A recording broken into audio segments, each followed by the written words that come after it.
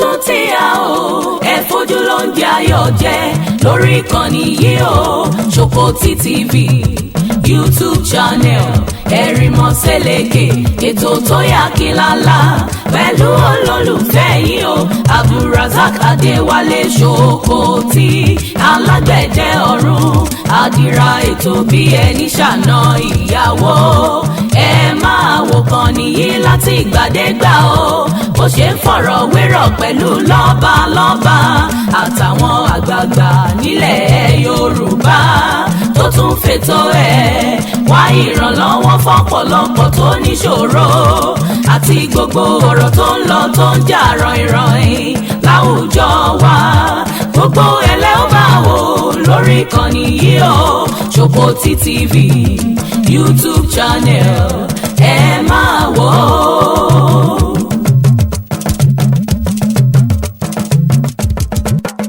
Let me show you something.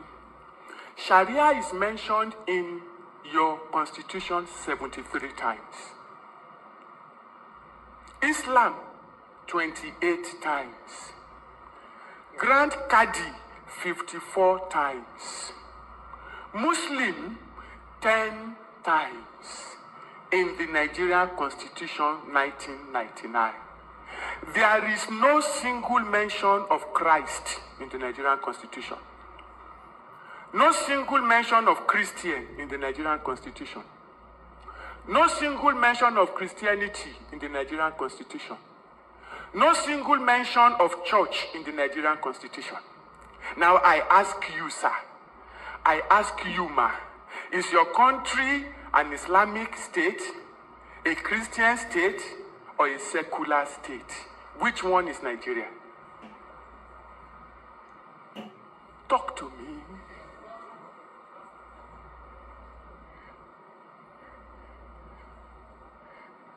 Constitutionally, Nigeria is an Islamic state.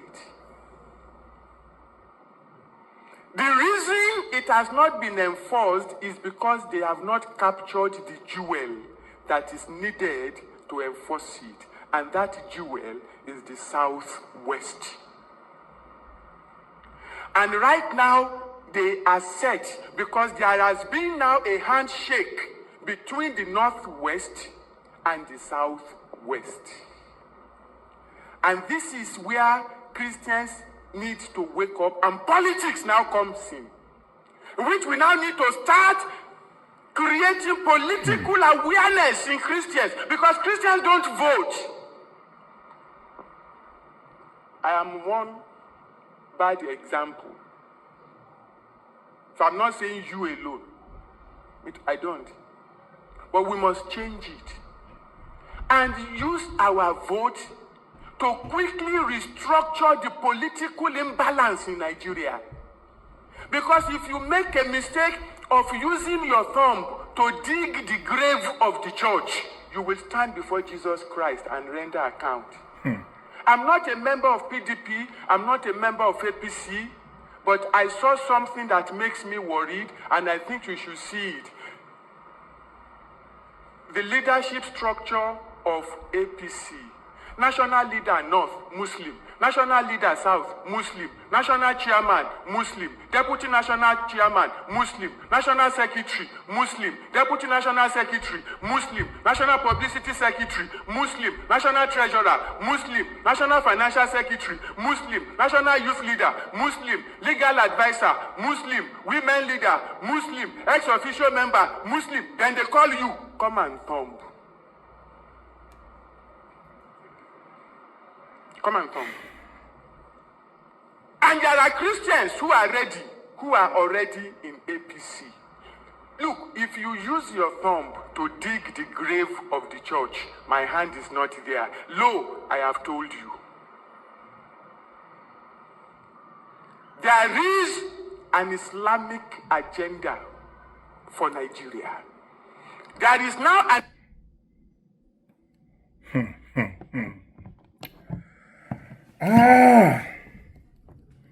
ẹ dákun ẹ má bínú pé mi ò ní lè kí n lọ́tẹ̀ yìí ẹjọ́ èèyàn ọmọ Yorùbá ẹjọ́ ṣe rí ẹnu mi yìí tí mo bá fi gé obì fún yín ẹ má jẹ o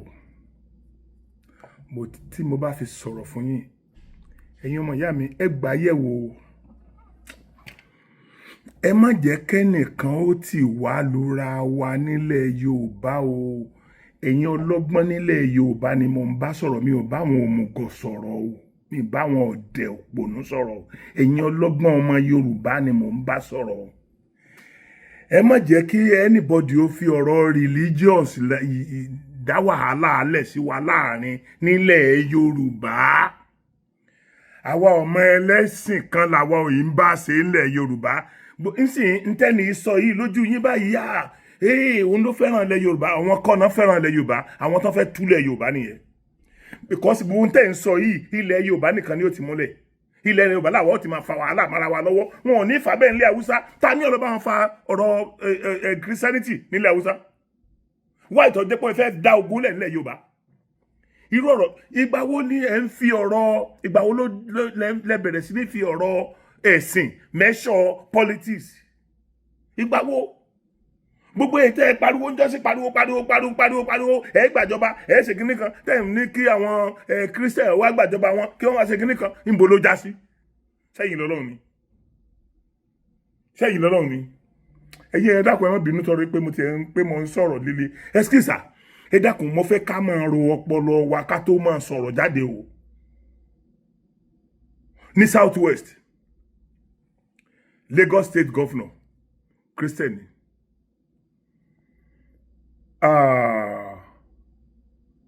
Ogun State Governor Christian ni Ọ̀yọ́ State Governor Christian ni Ọ̀ṣun State Governor Christian ni Ekiti State Governor Christian ni Ondo State Governor Christian ni ẹ tún wá wo nú wọn lọ ẹ wá wo deputy mélòó ni ó jẹ́ deputy mélòó ló jẹ́ Muslim I know of Lagos State and Ogun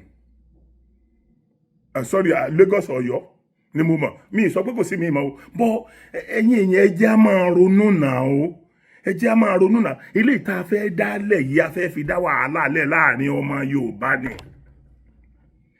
ibi tẹ́ ti jẹ́ káwọn èèyàn mi ò kó wa nífà lọ nìyẹn àwọn kan wà tí wọ́n sì ń bá wa du ipò pé àwọn ń láti gbà wọ́n state wa mọ́ wa lọ́wọ́ nígbà tẹ́yìn ìwọ̀nba ẹ̀yin tẹ́ tún wà mọ́ yẹn tẹ́ ẹ bá tún pínra yín on religions tẹ́ ẹ tún pínra yín báwo làwọn yẹn ò ṣe ní majority ṣé ẹ mọ̀ pé election tó lọ yẹn ká ní Òbí ò kúrò lọ́dọ̀ kí ló ń porúkọ ẹ̀ lọ́dọ̀ Àtíkù kò sí bí Aṣíwájú Bọ́lá Ahmed ṣe lè ṣe tó fi lè wọlé ṣùgbọ́n wọ́n pín ìbò PDP sí méjì wọ́n kó ìdá kan fún Òbí wọ́n kó ìdá kan fún òun l'Aṣíwájú Bọ́lá Ahmed Tinubu tó fi là wọ́n bàbá tiẹ̀ ń bẹ lọ́hùn pé òkè àfẹ́ ìjọba olóṣèlú mọ́ àfẹ́ bàbá tiẹ̀ fẹ́ ìjọba olóṣèlú à ń fẹ́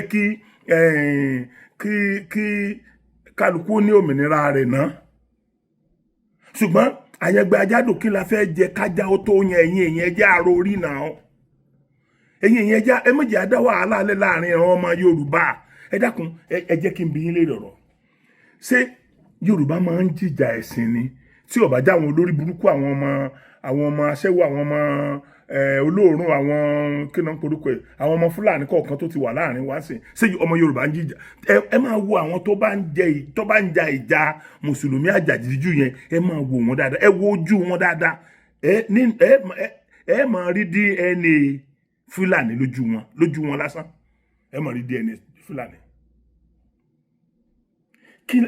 kí là ń bá bọ̀ yìí ẹ̀yin ọmọ Yorùbá èmi ò sọ tèmi o èmi ò jẹ́ káwọn èèyàn mọ́tò bú mi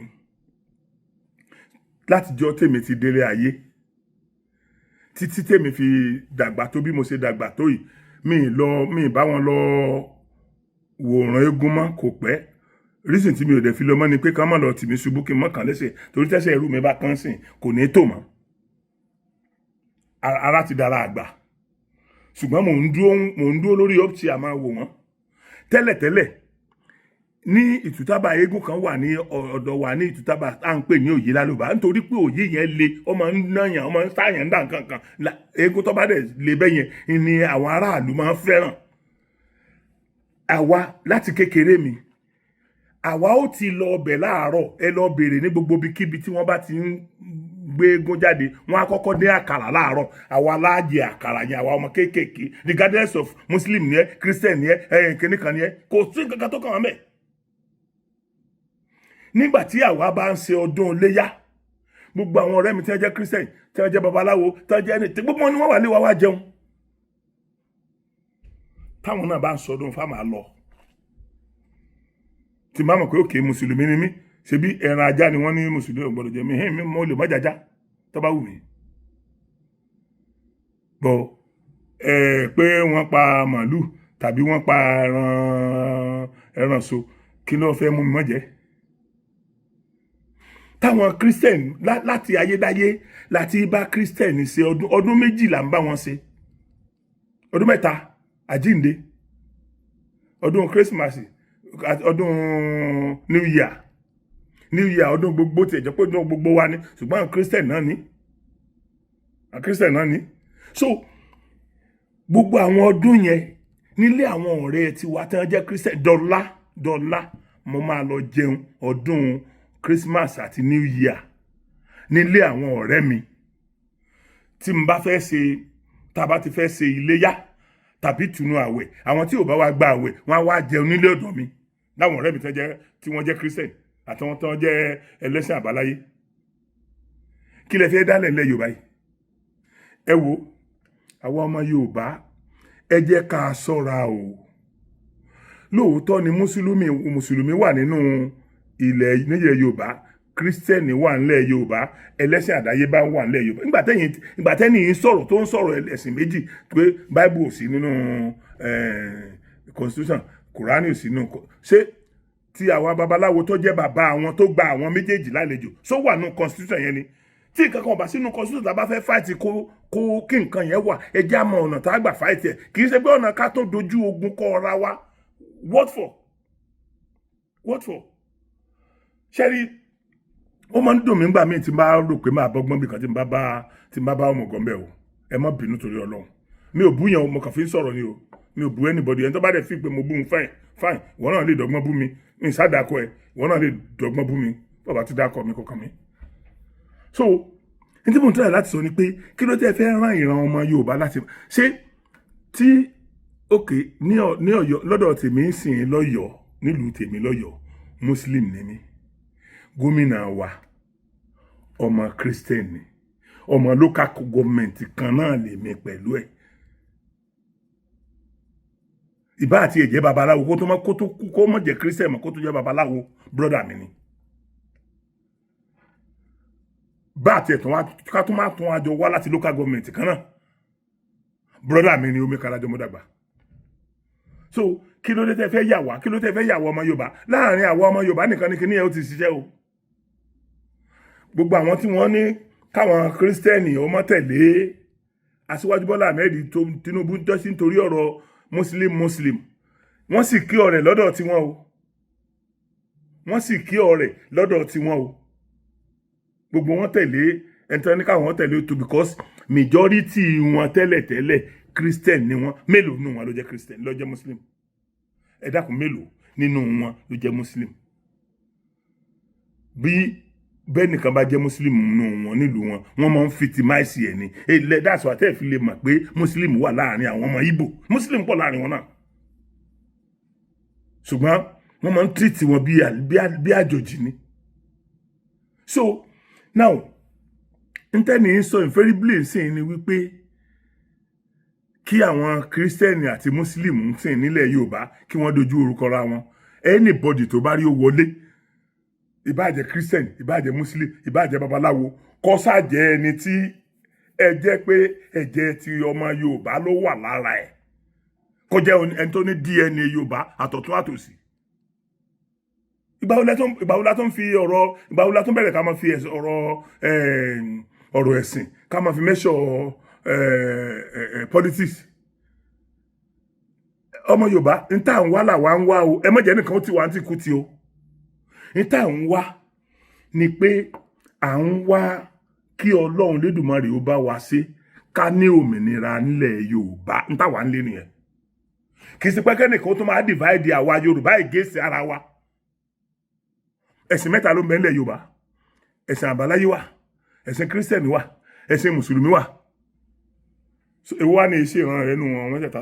Dákọ̀ ìwọ tó bá jọmọ Yorùbá sọ dárúkọ kan náà mẹ́tẹ̀ẹ̀ta pé wọn ìṣe ìran rẹ̀ torí kí Kírísítẹ̀nì àti Mùsùlùmí tó dé ìran kan ní gbogbo wa. So lára ìran wa náà làwọn tí ó dẹ̀ ya wọ Kírísítẹ̀nì àti ó ya wọ Mùsùlùmí ti lọ. Àwọn tí ò kú ò níbì kan náà yẹn náà wọ́n sì wà dé ní.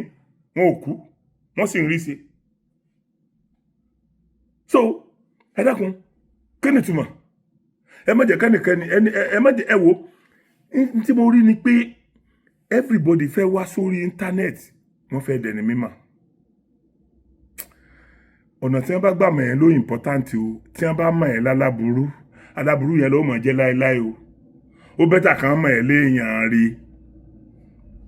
Ẹ jẹ́ n fi àpẹẹrẹ kékeré kan yẹn. Ẹ lọ wo àwọn fídíò kan tí mo ṣe bíi 3, 4, 5 sẹ́yìn báyìí. Ẹ lọ wo iye èèyàn tó wò mi ò torí ẹ̀ kú ṣùgbọ́n mo mọ̀ pé àwọn tó wò yẹn yóò ṣe wọ́n ní àǹfààní tí wọn ò ní gbàgbé láéláé torí tí mo mú wá mo wá fi kọ́ wọn lọ́gbọ́n ni. Àti fẹ́ sọ di bàbá ti ká máa bú ẹnìkan ká máa sọ̀rọ̀ ẹnìkan láì dá bẹ́ẹ̀ rìlíìsì fídíò yẹn kò ní lọ. Ohun tí ó kọ́ wa lọ́gbọ́n bá di tí ò bá ti jẹ́ pé àbúyàn àṣekan ni èmi ò dé mi mind bí mo ṣe ń ṣe yẹn ni mo máa ṣe lọ. Tó bá pẹ́ tó bá yá kálukú ò realize nǹkan tó ń wá níbi tó ń lọ. Èmi ò ní bá wọn búyàn mọ́ but that is not to say pé ẹni tó bá ṣàìdá kí n mọ́ bù. Fídíò tẹ́ ń wo lọ́wọ́lọ́wọ́ fídíò Olúwo ni. Ẹ dẹ̀ mọ̀ pé kò sí onítíátà tó síwájú mi jáde fún Olúwo, kò sí òǹtọ̀, kò sí ẹni náà tó síwájú mi jáde fún Olúwo, kò sí. Àwọn èèyàn ń padà jáde lẹ́yìn mi o ṣùgbọ́n lẹ́yìn tí mo ti jáde tí mo ti sọ ààrẹ ni tó lè forí la nǹkan yẹn pé kí ló lè ṣẹlẹ̀. Bẹ́ẹ̀ rí sì tí mo dẹ̀ mọ̀ pé nǹkan kan ò lè ṣẹlẹ̀ nítorí pé mo mọ̀ pé Olúwo yìí sọba, Olúwo ò jọba.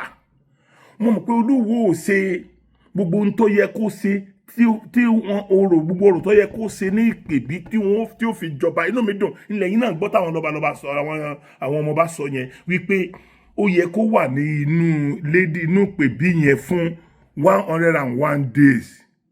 Ó wá lò 21 days. Ẹ dákun ṣe pass mark nìyẹn.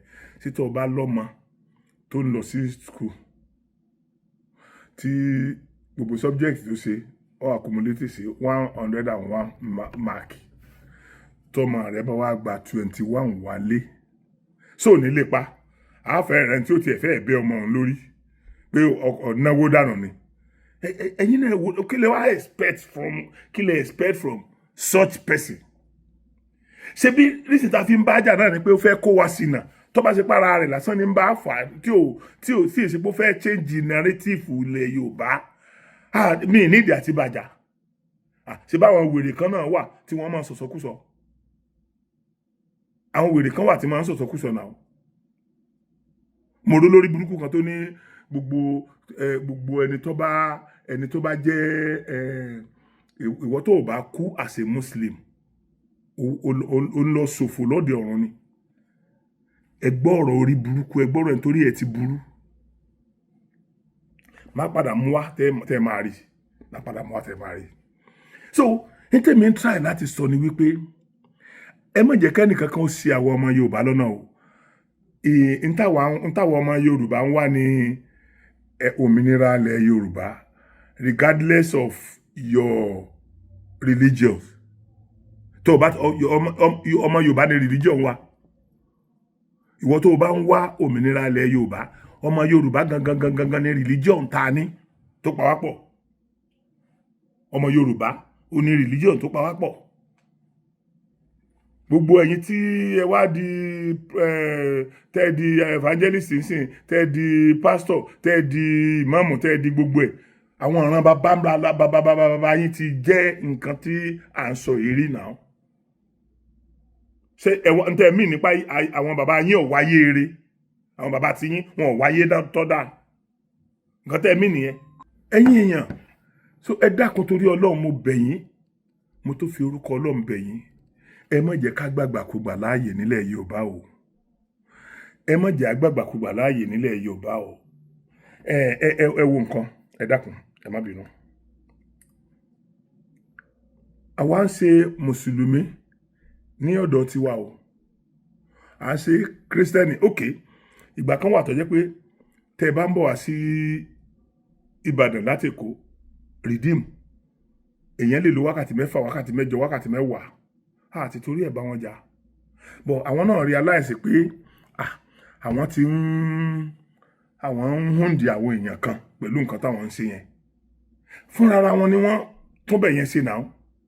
Àwa táwa náà jẹ́ Muslim, a dúró títí, a máa kírun láàrin títí, a fi mọ́tò lẹ̀ láàrin títí. So ẹni gbogbo ẹni tí èké Mùsùlùmí yẹn tó jẹ́ ẹlẹ́sìn àbáláyé tàbí tó jẹ́ Christian ń tà sọ ni pé kí wọ́n stand by.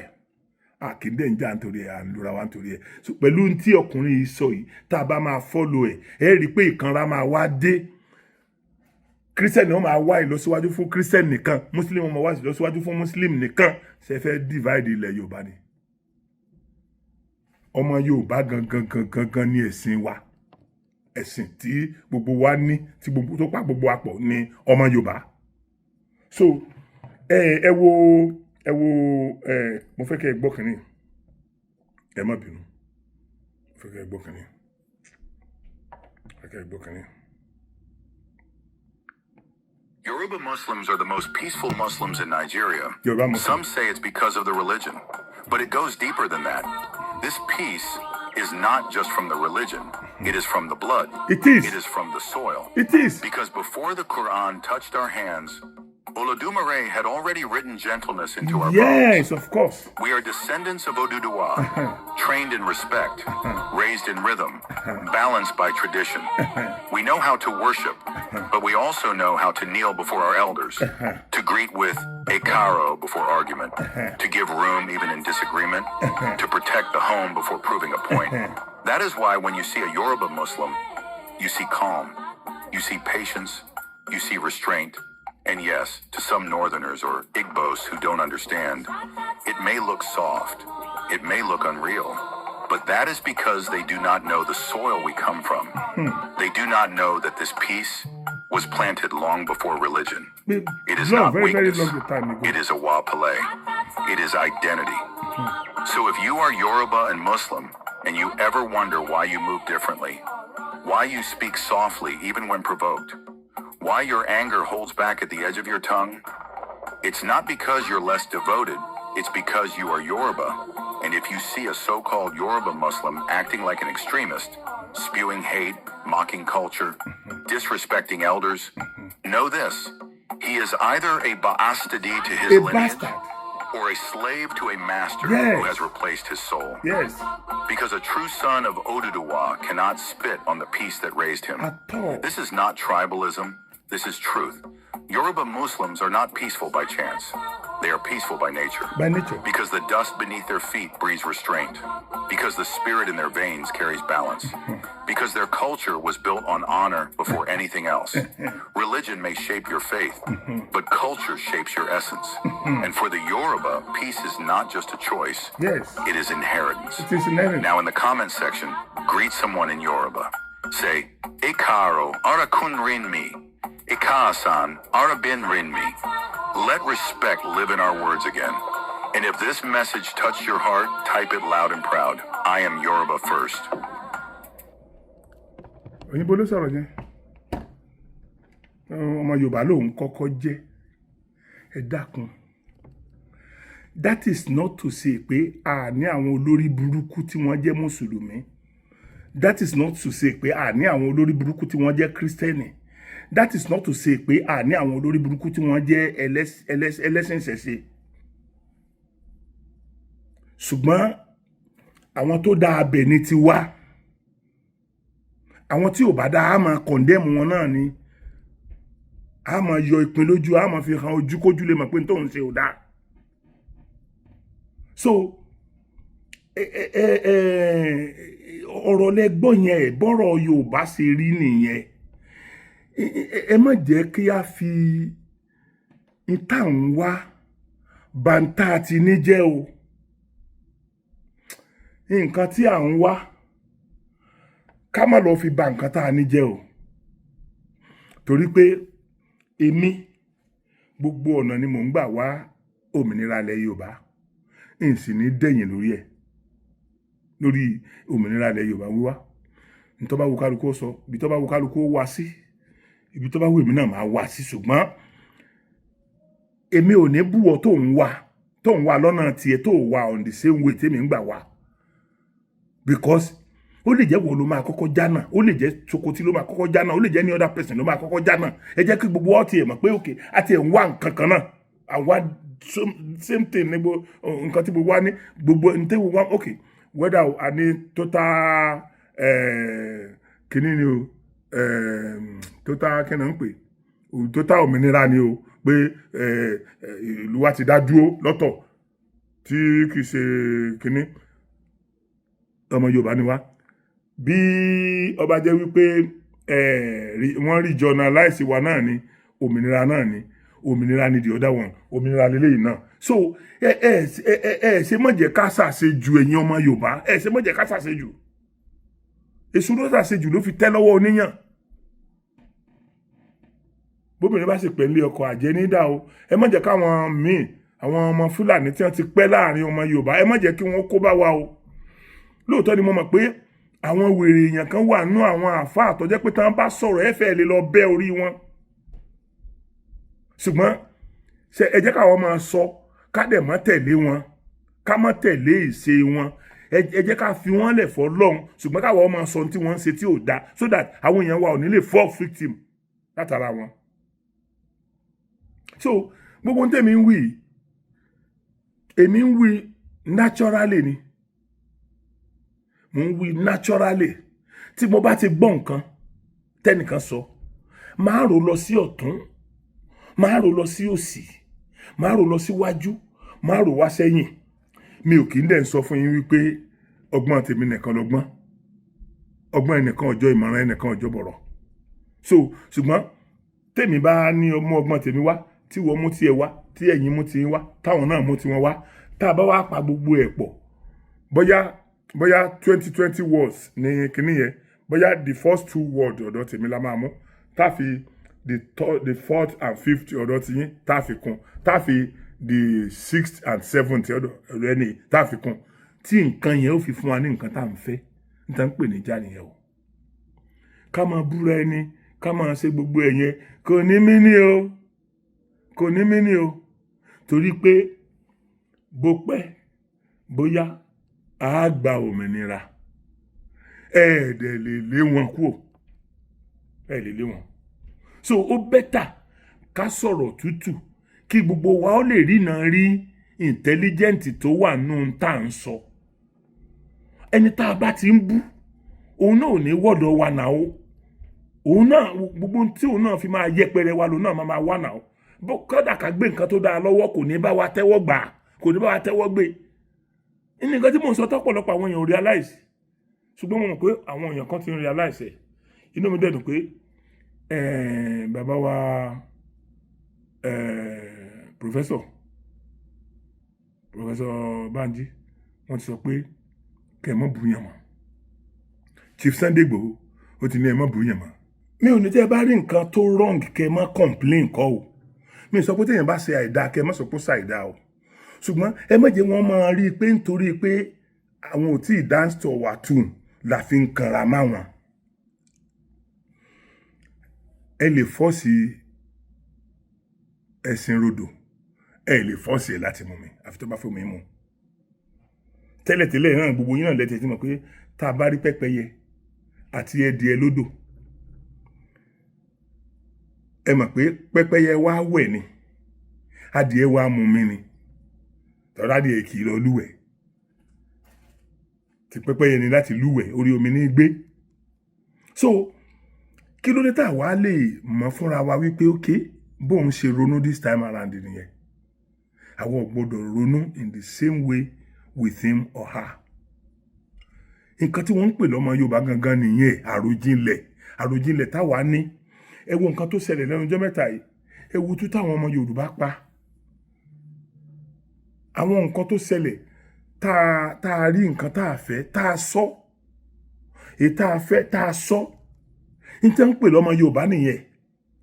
bọ̀ kì í ṣe èébú tó bá wá sóòótọ́ ọ̀rọ̀ fún yàn tẹ́niyẹn bá believe kó ń bú ni wàhálà ti ẹniyẹn nígbà tí mi ò ní sọ pé lágbájá orí ẹ̀ dàrú mi ò sọ pé lágbájá orí ẹ̀ fọ́ máa sọ pé àwọn kan tó ń ṣe báyìí nǹkan yẹn ò dáa so tó bá wù ọ́ mú tó bá wù ọ́ mọ́ mú èyí tí mò ń sọ lọ́wọ́lọ́wọ́ yìí náà mo mọ̀ wípé àwọn ọmọ Fúlàní kan wà tí wọ́n mọ̀ instigate àwọn èèyàn against tí mo sọ yìí ṣùgbọ́n mo mọ̀ pé àwọn ọmọ Yorùbá tó ní ọpọlọ máa jókòó wọ́n máa digest nǹkan tí mo ń sọ yìí nínú ọpọlọ wọn n tá fi yàtọ̀ náà nìyẹn ọpọlọ n tá fi yàtọ̀ sí eléèrè mi nìyẹn gbogbo eléèrè tó bá rí o jẹ́ n tá fi yàtọ̀ nìyẹn àwọn kan máa gbéra wọn ga kò sí táwọn ò lè ṣe láyé bàbá ńlá arọ ni lẹ́yìn kí wọ́n jalè kí wọ́n rọ̀b kí wọ́n gbé gbogbo oògùn olóró àwa ìbá wọn gbé ọmọ Yorùbá ò ní gbé tẹ bá rí ọmọ Yorùbá kọ̀ọ̀kan tó gbé